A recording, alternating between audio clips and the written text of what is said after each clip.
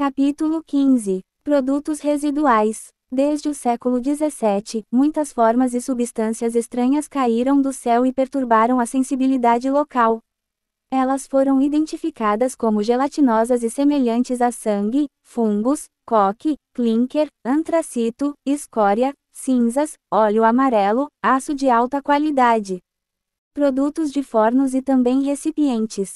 Algumas vezes, esses produtos desceram em recipientes metálicos bem conservados e bem torneados. Apesar disso, em geral, eles tinham um cheiro abominável. De 1800 em diante, quando surgiu a rosada, era dos especialistas, os especialistas apropriados foram chamados para examinar, sondar, investigar e identificar. Quando dois ou mais especialistas eram chamados, cada um deles se pronunciava sem hesitação e com a mesma certeza. Com conclusões totalmente opostas e, em caso de dúvida, recorria ao seu velho amigo e estoque de fungos, que ninguém iria contradizer. Em Maury Island, um disco parecia estar com problemas. Ele deixou cair algo perto da costa, precedido por um barulho alto e estrondoso. As peças recuperadas posteriormente foram identificadas como material vulcânico, escória, basalto, resíduo de forno, metal desconhecido, etc. As chuvas anteriores a 1900 do mesmo material também eram geralmente anunciadas por explosões altas, relatos estrondosos ou trovões de natureza incomum. Ao cair de uma grande altura, essa explosão poderia ter sido causada por matéria que rompia o que hoje é chamado de barreira do som. A Ilha Maury é o primeiro caso no século XX em que a fonte de matéria em queda era baixa o suficiente para ser vista. Há algum outro caso em que se tenha observado matéria, geleia, resíduos e porão da sala de máquinas saindo de um disco voador e caindo no chão? Sim, no outono de 1952, um chefe de escoteiro de West Palm Beach, Flórida, estava com dois escoteiros quando viram flashes de luz em uma área arborizada. Ao irem investigar, eles se viram embaixo de um disco em forma de calcanhar, com cerca de 30 pés de diâmetro. A máquina estava sibilando e pairando a cerca de 3 metros do chão. Era sólida, semicircular e cercada por uma coroa, ou borda externa, de luz fosforescente brilhante. No minuto seguinte, a máquina projetou, ou deixou cair, uma bola de fogo, que por pouco não atingiu o chefe escoteiro, que desmaiou ou foi vencido pelo mau cheiro. Ele disse que a bola de substância emitiu um clarão nebuloso e flutuou diretamente em sua direção, causando queimaduras leves. Os dois escoteiros que estavam com ele confirmaram seu testemunho e o incidente foi amplamente divulgado pela imprensa americana. Mas algo muito semelhante aconteceu em 26 de outubro de 1846, quando um objeto voador sobrevoou Lowell, Massachusetts, tossiu, soprou e ejetou uma grande massa de gelatina mal cheirosa, com 1,5 metro de diâmetro e pesando 442 libras. Vários relatos apareceram nos jornais locais e os inevitáveis especialistas finalmente a identificaram como geleia odorífera. Os anais de filosofia relatam que perto de Roma, em maio de 1652, uma massa pegajosa de gelatina caiu no momento em que um grande corpo luminoso apareceu. E, em março de 1796, outro grande aglomerado de geleia caiu em Lusatia em decorrência de uma bola de fogo aérea. Um enorme torrão de material pegajoso caiu logo depois que um enorme objeto voador explodiu, ou causou uma explosão atmosférica, perto de Heidelberg em julho de 1811. E o American Scientific Journal relata que, em 1718, outro pedaço de substância gelatinosa caiu na ilha de Leyte, na Índia. De um globo de fogo no céu.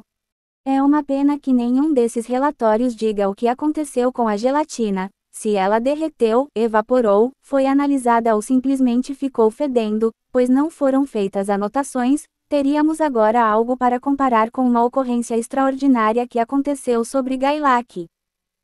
No sudoeste da França, em 29 de outubro de 1952, onde a matéria que caía de um esquadrão de 16 discos voadores que escoltavam um enorme charuto voador, foi coletada por pessoas que estavam embaixo, que infelizmente, se desintegrou, antes que pudessem levá-la a um laboratório para análise. As razões de seu desaparecimento serão discutidas mais adiante neste capítulo.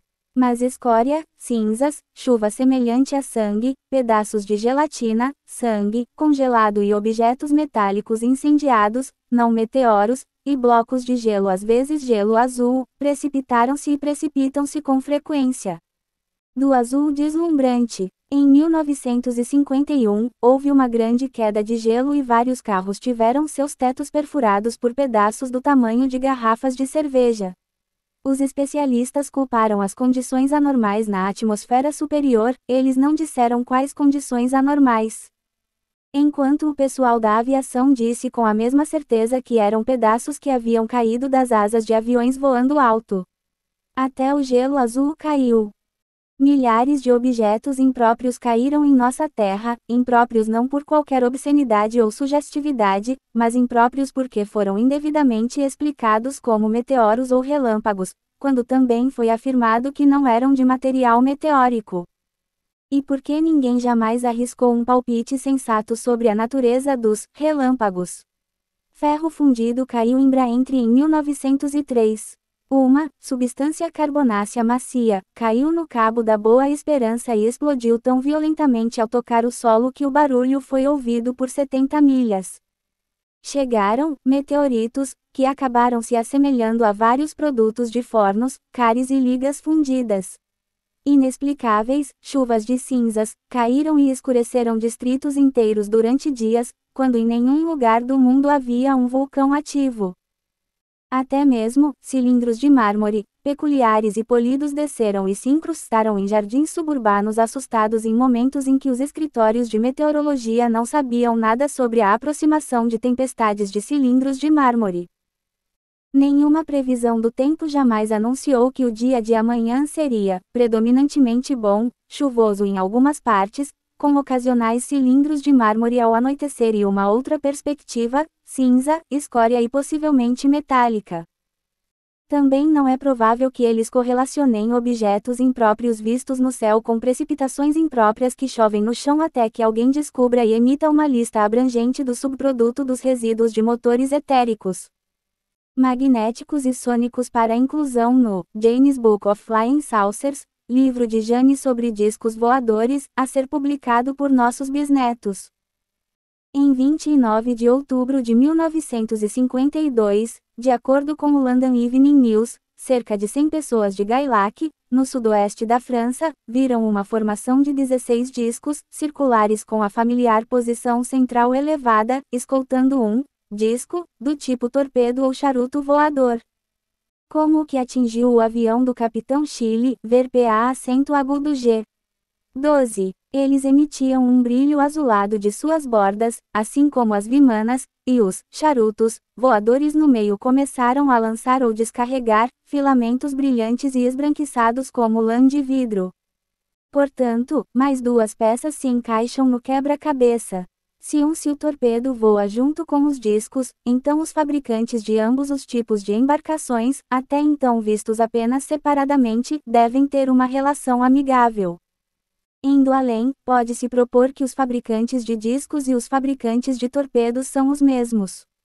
Portanto, os discos e os charutos voadores vêm do mesmo lugar.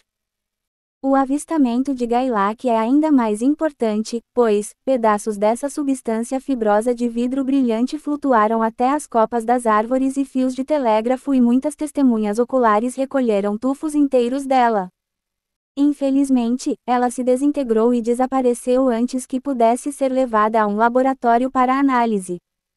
Já ouvi dizer isso sobre uma substância misteriosa semelhante, um filamento fibroso e brilhante, semelhante a lã de vidro, que pode ser produzido a partir do corpo de um médium em transe na sala de sessão espírita. Não há nada de assustador no ectoplasma, como é chamado esse material peculiar. Ele foi obtido, tocado, fotografado, examinado em microscópios e submetido a toda a gama de testes analíticos. Parece ser físico pelo tempo que dura. Infelizmente, ele também se desintegra e desaparece, sem deixar vestígios, em um período de 7 dias, mas geralmente em minutos. O ectoplasma é considerado de natureza etérica. Ele se torna físico temporariamente, devido a certos processos biomagnéticos ainda não compreendidos. Mas, qualquer que tenha sido o propósito dessa estranha procissão que atravessou os céus de outono da França, o fato é que algo muito parecido com o ectoplasma flutuou, enroscou-se nos fios do telégrafo e não sobreviveu à viagem até as bancadas dos analistas, o que foi uma grande pena. Se tivesse chegado ao microscópio, alguém poderia ter pontificado para a satisfação de todos que se tratava de fungo, celular, vegetal, animal, escória, resina e o resto, e todos teriam ficado muito mais felizes. Do jeito que está, ficamos com uma substância que responde a todas as características do ectoplasma. Mas os intelectos capazes de produzir discos voadores teriam pouco uso para os aspectos negativos desse fenômeno. Em vez disso, teriam resolvido e explorado suas possibilidades positivas e criativas, e o teriam aproveitado para produzir maravilhas científicas. Que os nativos de Gailak podem ter vislumbrado involuntariamente quando aquela substância fibrosa brilhante se infiltrou nos fios telefônicos, apenas para se desintegrar antes que pudesse ser corretamente inspecionada, catalogada e identificada. Antes de deixar esse estranho assunto, gostaria de mencionar uma ocorrência muito curiosa que foi relatada no Sunday Express de 1º de outubro de 1951. 2 policiais da Filadélfia, John Collins e Joseph Keenan, viram um grande objeto esférico e brilhante flutuar e pousar em um campo. Eles chamaram outro policial, James Caspar, e um sargento, Joseph Cook. Com cautela, eles se aproximaram do monstro caído e silencioso que estava sentado onde havia aterrissado, brilhando à luz de suas lanternas. Depois de alguns instantes, o patrulheiro Collins criou coragem e o cutucou. Sua experiência foi desagradável. Toquei-a, disse ele, e ela simplesmente se dissolveu, deixando meus dedos pegajosos. Não havia cheiro, não havia nada, só a pegajosidade. Durante os 20 minutos seguintes, a coisa se tornou menos real. Como as fibras de Gailak, ela estava desaparecendo lentamente diante de seus olhos, não derretendo, não evaporando, apenas desaparecendo, deixando de existir. Depois de meia hora, ela havia desaparecido completamente, nenhum amassado no chão, nem mesmo a grama úmida. Ele simplesmente não estava mais lá. Como ectoplasma, ele apareceu e desapareceu, como se fosse feito de matéria temporária. Voltando aos sólidos e às coisas que conhecemos melhor, há um estrondo, um baque, e um bloco de gelo pesando quase 1 tonelada cai na Hungria, fazendo com que os coelhos e os camponeses corram para um lugar seguro. Pois o gelo, em diversos matizes e tamanhos, caiu do céu muito antes de existirem aeronaves movidas a gasolina com bordas de onde cair. O London Times de 4 de agosto de 1847 relatou que um bloco de gelo puro pesando 25 libras caiu em um prado em Cricklewood. Um bloco de 3 pés de comprimento, 3 pés de largura e 2 pés de profundidade, quase 1 metro cúbico, caiu na Hungria em 8 de maio de 1802, e em Salina, Kansas, 1882, um bloco pesando 80 libras. Chegou e foi embalado com orgulho em serragem por um comerciante local. O gelo em jardas cúbicas atingiu a Índia em 1828. Em agosto de 1849, em Ord, na Escócia, houve uma explosão no Arrow 1, trovão extraordinário, e um asteroide gelado de 6 metros de circunferência caiu na Terra. Em algum lugar no ar superior, havia naves tão grandes que suas bordas de ataque podiam acumular pedaços individuais que pesavam mais de 1 tonelada, ou apenas mais coisas que os especialistas em meteorologia não conseguem explicar. No entanto, se, de acordo com as autoridades, os pequenos pedaços de gelo que atingiram Croydon e o sul de Londres em 1951 caíram das bordas de aeronaves que voavam alto, por que não o bloco métrico que caiu um século antes, de bordas 100 vezes ou até 1000 vezes maiores? O monstro de Godman Field foi relatado como tendo entre 500 e 1000 pés de diâmetro. Alguém pode fornecer informações voluntárias sobre jardas cúbicas de gelo chegando em qualquer lugar do mundo por volta dessa data, ou elas foram mencionadas em algum jornal local sem que ninguém visse uma conexão? Se há 1000 pés, por que não haveria superembarcações de 10.000 pés? O Vimana Azura Maya em Samar tinha 12.000 cúbitos de circunferência. Por que não 10 milhas? Se nós, os pigmeus terrestres, achamos que podemos criar um satélite artificial em breve, por que limitar seu tamanho? Uma vez que o campo magnético da Terra tenha sido superado? Então, por que não 10 milhas? Phobos tem cerca de 10 milhas de diâmetro. Phobos e Deimos são os dois minúsculos satélites de Marte, estimados, embora seja difícil ser preciso com coisas que aparecem como pequenos pontos brilhantes sob o telescópio mais potente, em 10 e 5 milhas de diâmetro. Coisas estranhas foram ditas sobre eles. Coisas intuitivas que não devem, ser ditas, de acordo com as leis. Jim Swift disse que Marte tinha 2 pequenas luas, mais de 100 anos antes de elas serem descobertas. Adivinha? Suposição? Intuição? Onde Swift obteve suas informações? Dennis Wheatley sugeriu, em Star of Woman, que uma dessas minúsculas luas era uma construção artificial semelhante à estação espacial, que agora está sendo contemplada pelo governo americano. E Gerald Heard fez as mesmas sugestões anteriormente em The Riddle of the Flying Saucers, o enigma dos discos voadores. Mas na época de sua descoberta oficial, o Mahatma Kutuami Lal Singh escreveu para a CNET em 1882, o satélite interno, Phobos, não é um satélite de fato. Ele mantém um tempo periódico muito curto. Se o nosso mundo estivesse se aproximando do obscurecimento, com a água escassa como ouro e com a necessidade de conservação drástica, o que uma humanidade altamente científica faria? Ela tentaria controlar o clima. Seria muito mais fácil fazer isso a partir de alguns milhares de quilômetros no espaço, onde as condições meteorológicas de todo o planeta poderiam ser observadas de uma só vez, do que a partir de estações no solo.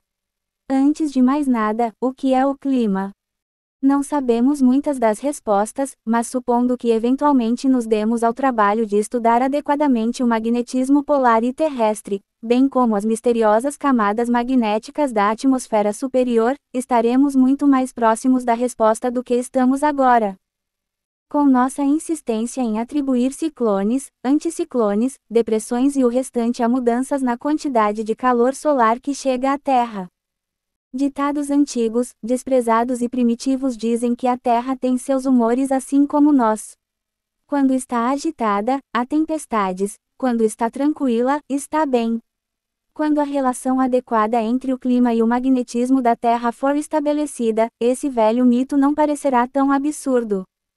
Como seria hoje se fosse sugerido às pessoas que escrevem os boletins meteorológicos do Ministério da Aeronáutica com tanta falta de sucesso?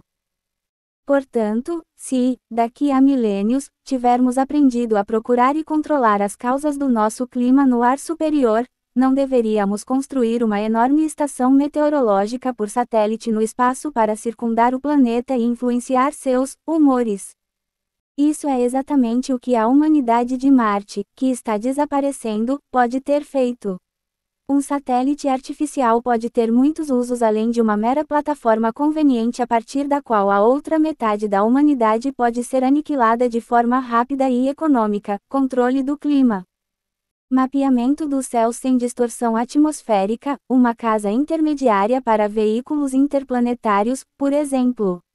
Além disso, a construção de um pequeno planeta artificial pode ser uma boa prática para algo muito mais complexo que os deuses têm em mente para o homem fazer quando ele terminar sua educação terrena.